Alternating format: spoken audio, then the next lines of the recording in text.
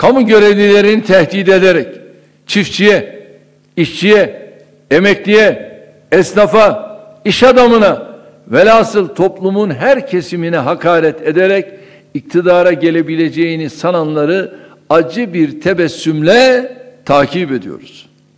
Kılıçdaroğlu memurları tahrik etmek için diline 3600 ek gösterge meselesini dolamış, habire tekrarlayıp duruyor.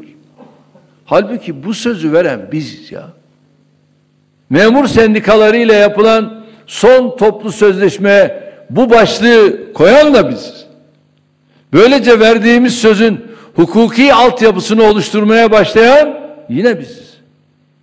Önümüzdeki yılın sonuna kadar bu meselenin çözüleceğini bizzat muhataplarımıza beyan eden yine biziz.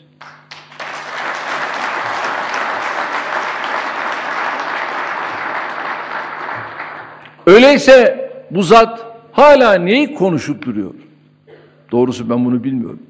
Kendi aklınca şehitlerden gazilere her kesimi kışkırtmaya çalışan bu kişi hızını alamayıp ülkemizde en çok destek verdiğimiz kesimlerden biri olan çiftçilerimize de bulaşmış.